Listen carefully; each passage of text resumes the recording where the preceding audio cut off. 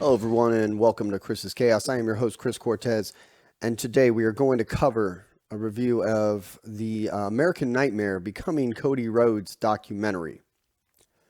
Now, this premiered yesterday on July 31st on the Peacock Network. So if you subscribe to Peacock, you'll be able to watch it.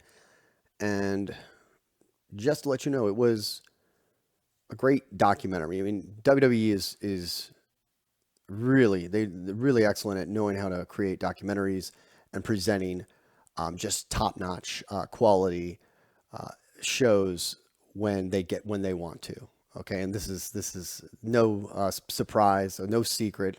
They know how to make their documentaries. Okay, they know how to make movies. They're magic when it comes to this stuff. So when we start the documentary, it starts off with a setting in a great desert, a whole bunch of sand, and there are little TV screens of clips of Dusty Rhodes. Okay, going back to like 1977, Madison Square Garden, pictures of him, holding this WWE title that he never won. Okay, due to a countout against superstar Billy Graham, and this documentary really covers the entire life of Cody Rhodes. Really starts off with him as a child and how he just idolized and loved his father like he was his superhero. And at one point he mentions that he sees this picture of Dusty Rhodes with the WWE title and says, "Oh, I didn't know you were a champ like Hulk Hogan." Of course, Dusty Rhodes had won the NWA championship. That is what he's most known for. And how Dusty Rhodes had to explain, well, no, I could not win that title due to a countout. And how essentially at that point, this had become Cody Rhodes' goal in life to win this WWE title. This documentary was one big lifelong documentary that also had a focus around his goal of winning the WWE title. Okay, so there's a buildup going on that is going to take until WrestleMania 40 for Cody Rhodes to win the WWE Championship against Roman Reigns, and it is happening right now as we speak. And as I had mentioned last night with Great American Bash and this documentary, they are just one big weekend package to serve as getting to know Cody Rhodes, telling you about his story, his struggles, and his goals, his aspirations to win the WWE title. So, it also goes into Dusty Rhodes' time as a father for Cody Rhodes, and this was a time when he was not in wrestling. He was not so much wrestling, but rather, doing things like being a football coach to Cody Rhodes, being there for his wrestling matches, being there for Christmases. So he was there in a way in which many famous wrestlers were not there for their kids. And it goes into his amateur wrestling career, Cody Rhodes' high school career as a child, and being, told by parents to, when he was wrestling other kids, parents would say, "Hey, go beat him, beat Dusty." And Cody would have to look back and think to himself and say, "Hey, I'm not Dusty, I'm Cody." So he kind of emphasizes his lifelong struggle or, obstacle of having to establish his own identity as Cody Rhodes and not as Dusty Rhodes, living in this shadow, but a shadow that he loved, okay, as he had pointed out. And how he had eventually would move on to become state champion 2-time in high school, something I did not know, and that's great. And that how he kind of took on the mantle of Rhodes on that day. Okay, so he knew once he won his state championships, he knew what he was going to do after high school. He wanted to go to pro wrestling. He wanted to go into entertainment. So he had joined a thespian society, the times of him in LA, going broke.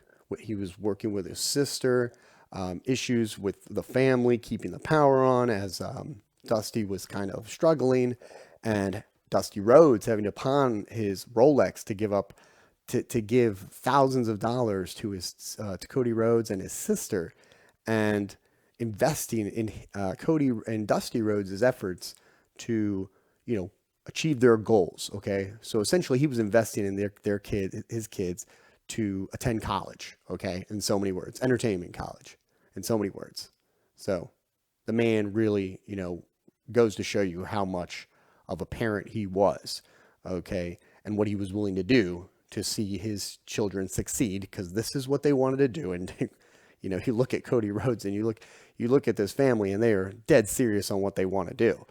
So all Dusty wanted to do was invest in his family. So after some time in the West, Cody just drives back to the East to meet with his father and think about what he wants to say, as he wants to tell his father, hey, I want to go to pro wrestling. I want to be in the business. And his father said, okay, if you're going to do it, you got to do it right.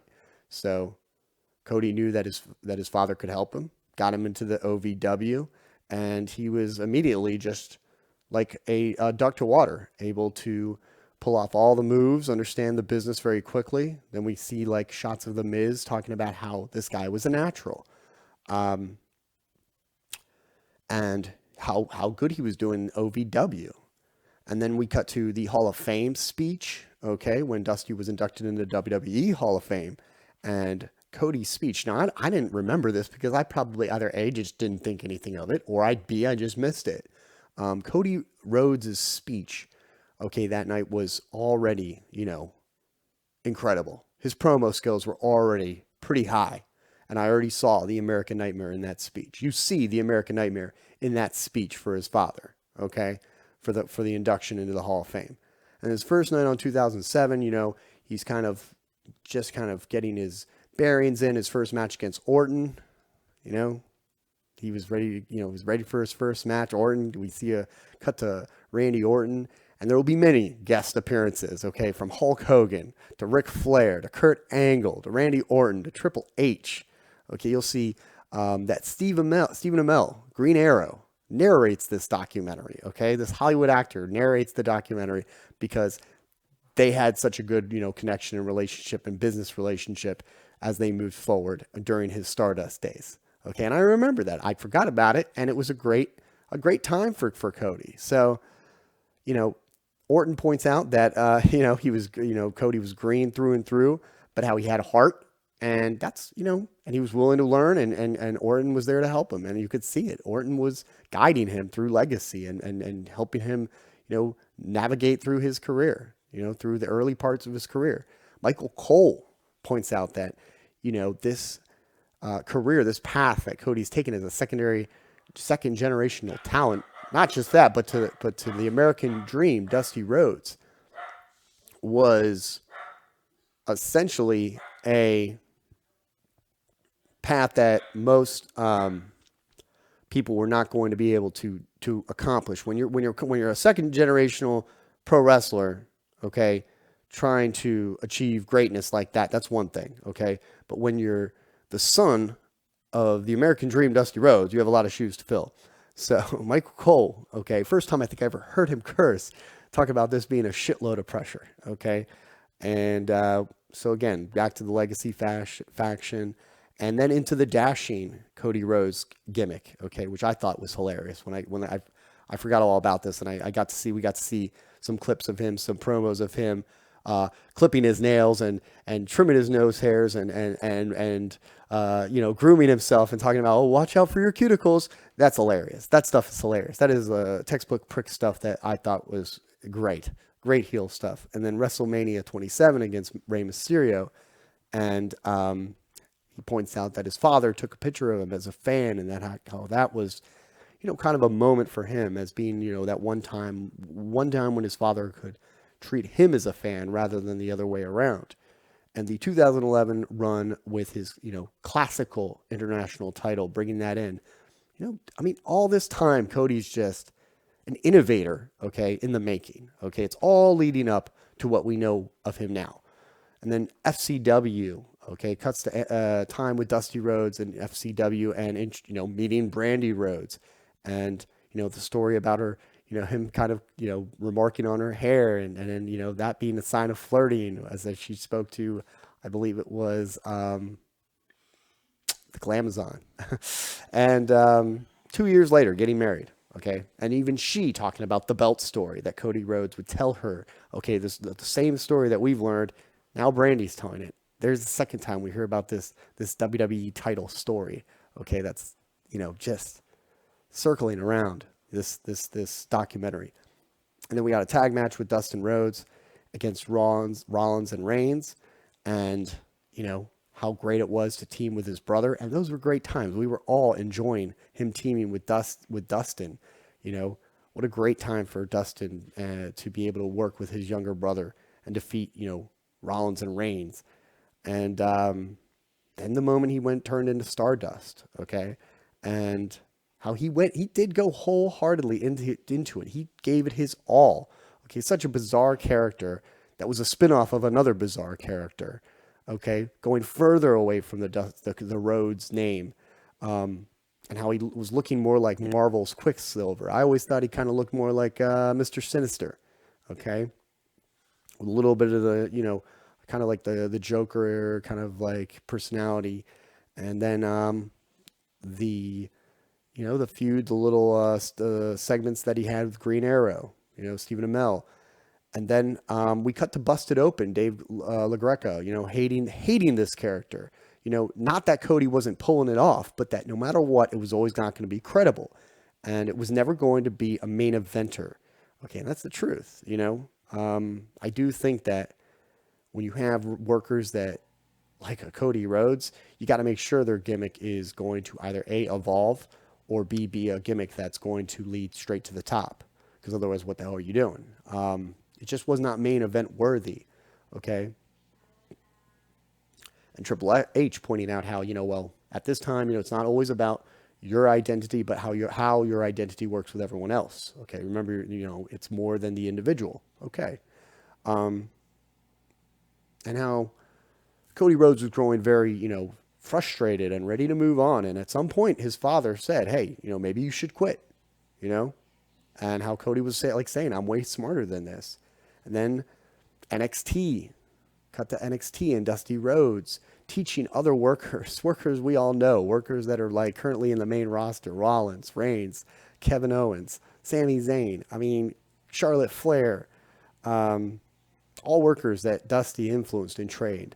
And he's telling Cody to quit while he's grooming all these other people. Okay, so how frustrating must have that been? Cody talks, emphasizes his frustration and anger. He's not, but he holds it all, with great stride. Does Cody Rhodes? He, and of course, Triple H, points out how Dusty thought above all, Cody was the best. So, he was a businessman though. He's a company guy, is Cody Rhodes. So he's not going to just, let his frustrations get the best of him.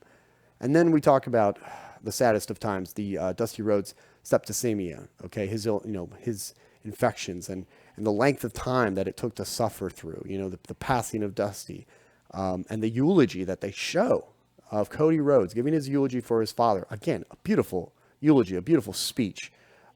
Ric Flair remarks on how this was the type of eulogy that any father would wish that their son would give at their funeral. Okay.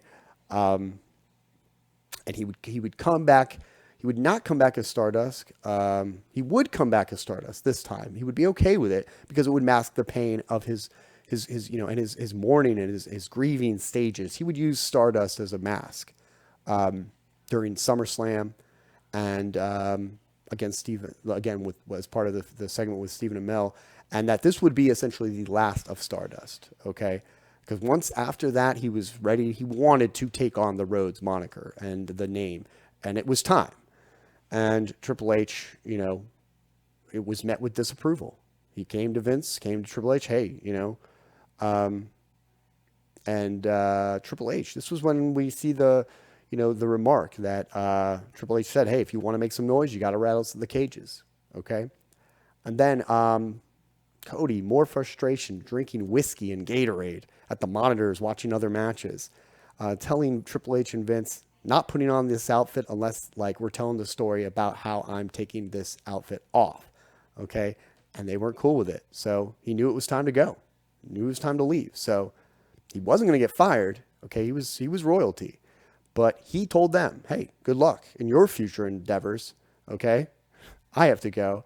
I have to pass on 6 figures for the rest of his life because he was going to get 6 figures, perfect job opportunity, but he was never going to get the creative opportunity to show who he truly was.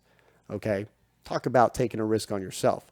And Brandi saying, thank God, let's go, Let's not leave in a place of bitterness. Let's leave on a good note, and let's leave on a good note. Let's do what you want to set out to do. And then comes the Indies. What a great time. I mean, August 19th, 2016 at Evolve, he comes out with his first match, and then it cuts to matches with Kurt Angle, and how he just worked every single match. And I remember vividly that summer where I was hearing more and more about Cody doing the Indies, and I was so happy because, I loved him in everything this guy did, okay?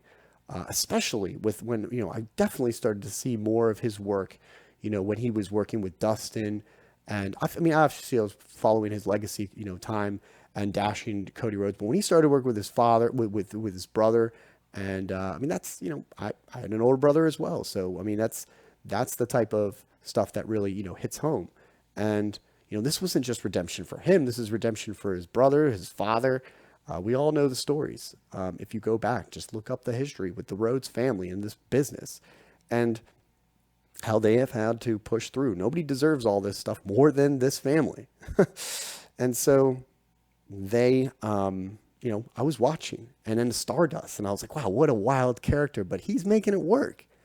The guy's making it work. And, for whatever it was. So I was more than happy to see, him leave the Stardust character and then to find him now making success in the Indies, unheard of at this point in time. And he wasn't just working, cuts to Matt Cardona, okay? Formerly known as Zack Ryder. This guy wasn't just doing the big shows. He's doing shitty shows, all of it. And you could tell back in 2016 that Cody was hitting every single territory. He was essentially hitting territories, in a time when there aren't any more territories. He is the territory guy. I could tell this guy was making a name for himself back then. And he talks about, they cut the promos of him, being under the shadow, but it was okay that it was because it was a shadow that he loved.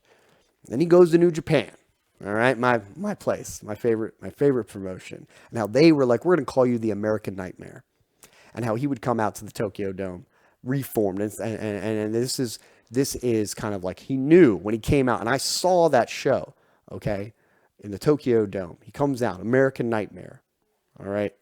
That's when I knew, okay, this guy is a star. Okay, this guy was a star. He had the same music. This was long before AEW. He had the music, and he had the look, and he had the gimmick. He was just missing the blonde hair. That's all he was missing. And then finally, after when the time was right, he did change his hair. He felt he had earned it. The same hair color as Dusty Rhodes. Then he and the Young Bucks, Matt and Nick Jackson, they go all in. Okay, one night in Chicago. They talk about how they came up with the name and how they put everything in. They showed him having fun, scaling ticket prices, selling out the whole venue in 40 minutes, in under 40 minutes. And how September 1st, 2018, they made history. And we got to see the business side, the promoter side of Cody. Where do you think he got that from? Okay, that was another thing from his father. Okay, so he is essentially his father's son in every which way. Okay, and he's taking it to the next level. He's taking the ball. He's running even further. Success of the show led to the birth of AEW, the news stories. WWE didn't leave anything out in this case. The one thing I think that I was a little critical about is that they didn't point out that he won the NWA title, which is the title that Dusty really held. Why? That makes sense though. So it was good that I think there's a reason why they didn't do that. Why? Because they want to focus on him winning the real title, the WWE title. That's it. That makes a lot of sense. But it was something they left out for journalistic purposes. Sake, they should have probably included that. And how he became the executive VP of AEW. And Undertaker. Okay, we cut to the Undertaker talking about how impressive this is. This is the guy who debuted in the Survivor Series, okay, facing his father, okay, coming in through $1 Million Man who was feuding with Dusty, okay, and attacking Dusty. And I remember they both got they were eliminated via countout, okay, at least Undertaker was. And that is how far this goes back, Okay. And then the birth of his daughter and trying to follow in the footsteps of Dusty as a father, not just as a wrestler and not just as a promoter, but as a father. And then working with a contract, okay? Or without a contract, rather. Working without a contract for AEW. And then there were talks. Then you got Bruce Prichard wanting to reach out to Cody and vice versa. Meeting in Atlanta with Vince. And how it was like closure for, apologizing for leaving, but at the same time, rattling the cages, doing what he had to do. And then Prichard, was talking about this was not just a meeting for business. This was a personal meeting. Vince saying, talking about, what do you got? What do you want to do, Cody? And Cody's like, whatever. This is what I want to do. Just, you cannot change this. And Vince saying, oh, hey, it's not broke. That's why we're buying. That's what we're buying. That's, what we want. And that's really raised an eyebrow for me. It's like, if this is something that is not broken and something that works and something is going to pay off, is it really that difficult to see other wrestlers who have property, who have character properties, character ideas, and established, developed characters in NXT, in AEW, and in the Indies, and not see that it's not broken, that it's in fact working? So why not buy those? This is the one character that they said we're taking, and we're taking it entirely. And they did. Okay? And he did not, and then Cody cuts Cody as to why he left AEW. He's like, I cannot tell you exactly why. I won't tell you why. It wasn't because of money. It wasn't because of, a certain talent member that, we were struggling. It was a personal reason. And the product, by the result of all this, I was able to go after the dream of becoming WWE champion. Okay, so this was my initial goal. This is what I wanted. And WrestleMania 38. Match with Seth Rollins, April 2nd, 2022. Same day I asked my wife's father to if I could have her daughter's hand in marriage. I remember that day vividly. We were at a bat mitzvah. Also watching WrestleMania that night, and I was I was so amazed at when he came out, because for so many reasons, after all the things this guy had been through, he was able to come back to WWE in whole, intact, okay, through the indies, and intact with his music, with his gimmick, with his character, with his identity. Okay, that's how important it was. And it shows cuts to Brandi, who's sitting right next to the gorilla, right next to the Undertaker. Okay, just sitting there, cheering her husband on. And the homecoming was magic, as she mentioned. And at one point, you see a little a cartwheel from Stardust by Cody, and Graves say, "No, this isn't showboating. This is shedding of the skin." And yeah, he is eliminating all aspects of his past. At the same time, he's holding on to it, but he was letting the crowd know this is where I am. This is where I am staying. Okay, as the American Nightmare. And Cody says, we tell stories in the ring, and they do. Okay, above all, they tell stories in the ring, and I needed to tell that story in the ring. Took him a while to figure it out. Apparently that how he came to be, and some wrestlers, do it quicker than him. I'm here to say, this is not no normal gimmick. This is not a normal wrestler. This is a guy that and many other wrestlers would agree. This is a guy going after becoming an attraction. He is becoming more than any other level of wrestler other than an attraction level wrestler. We're talking about a Roman Reigns. We're talking about Brock Lesnar. We're talking about a Hulk Hogan, a Rock, a Stone Cold. This guy is the guy, okay? And it has taken a long time and a lot of work to get to where he is, okay? The Miz points out Dusty was looking down on him with pride. Corey Graves, Michael Cole, The Miz, The Undertaker, all these guys just, praising his efforts. And Cody says, this is now I learned that WWE is my home and I couldn't ask for a better home. And he was very emotional about it. And it is. It always has been his home. So then we go to the night after Raw speech, and it was beautiful. And his intentions of winning the WWE title, his mother, he wants to do what Dusty could not do again with the goal. Okay, the goal is clear. Then into the pectoral injury, okay, and the time off. So the story's not over, far from over. Seth's impression of Bruce Prichard is a pretty funny one. And it's pretty funny because Seth, he was facing Cody Rhodes in the Hell in the Cell match, and how he gets a call from Bruce Prichard talking about, Cody injured himself. Go out and see it. This show, he's already made it to WrestleMania. He's already made it, his debut, and we are only about an hour and 20 minutes into this show. This is the documentary. This is a 2-hour documentary, okay, and it is intriguing. It's entertaining. It's well done, well paced, but it is not a short one, okay.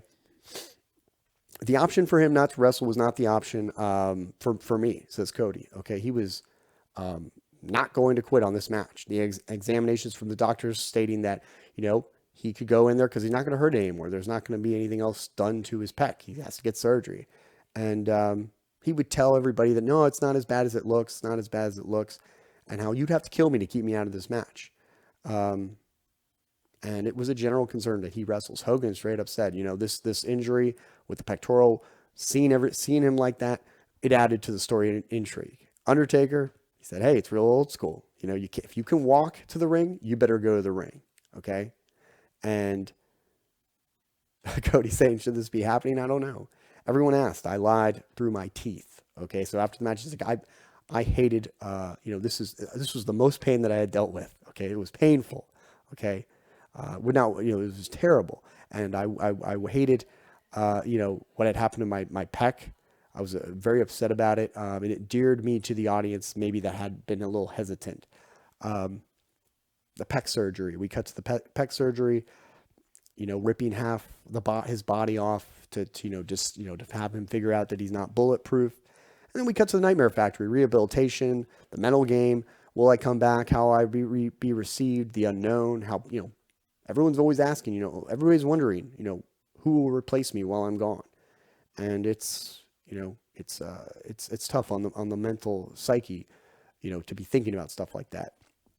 But he's back in rehabilitation, going to be cleared. He's working with Carmelo Hayes.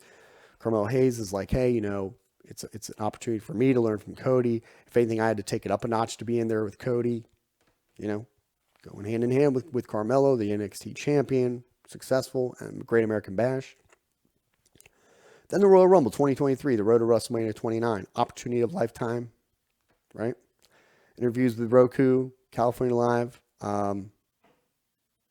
and we start to see more news stories, and how he points out to his, he brings his daughter to WrestleMania. Okay, I was there too. It was such a beautiful SoFi Stadium, incredible, and how this was he was thinking to himself, one day she's gonna say, her dad was Cody Rhodes, just as I had said, my dad is Dusty Rhodes.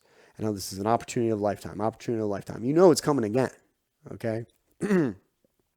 Stephen Amell is there. Daniel Cormier, we're going to see what happens. He's either going to do it or he's not going to do it. Triple H, we cut to after the match. Of course, he loses. Does Cody to Roman Reigns. Such an emotional match. Okay. Night 2 was just a little underwhelming compared to night 1, except for that match. That match was incredible. Okay. You put the best matches of WrestleMania 39 together, and you got one hell of a WrestleMania. It was incredible. And Triple H said, after the match, he meets with Cody, and he said it, in the documentary, that he could feel Dusty, his presence, and how he is so, proud of Cody. And he was just, really wholehearted about it. And as you know, Dusty worked with Triple H at NXT. And Cody, not saying how this sucks. This really fucking sucks. But I'm not finished. Okay, and it had to suck. I mean, this could have very well have been the moment that he won the title. Okay. And many of us said it was time. Okay. We're not going to wait for some SummerSlam match. We're not going to wait for any other place other than WrestleMania. It had to be at WrestleMania, and it had to be this build-up. But the setbacks, the pectoral muscles, this story not being told, we get it. But it has to be done this way. Now there has to be the build-up. Another Royal Rumble. He has to win it, and he has to go to WrestleMania, and he's going to finish the story, and that is it. And it's going to place him as the guy. It's WrestleMania 40. If you look back, WrestleMania 30, that's when Daniel Bryan won. Okay? Go back to WrestleMania 10. Bret Hart. He lost in WrestleMania 9, his title, but he really established himself as the WWE champion and the guy on WrestleMania 10. Okay? So there you go. This is a time, a WrestleMania, decade. every decade, there is a time when you see a guy who is established as the guy, okay, around this time. And it's coming. So he basically says, hey, I want to be the guy where everyone says I would not bet against this guy, and nobody is, okay? I carry this dream on it ends with him saying, I will carry this dream on my shoulder until this dream becomes a reality. And that is essentially the name of this documentary, that Cody Rhodes, I plan to win. I plan to win this damn title. I plan to be the guy, and it worked. It was a beautiful documentary.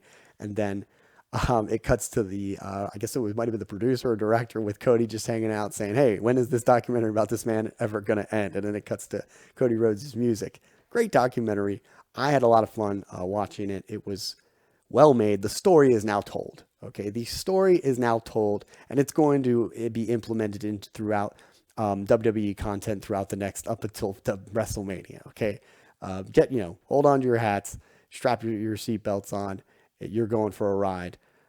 The Cody Rhodes, American Nightmare path to WrestleMania essentially has already started. So, on that note, you guys have a great day. And I'm going to see you all next time. We'll have a video up for G1 Climax night 11. You have a good one. Take care.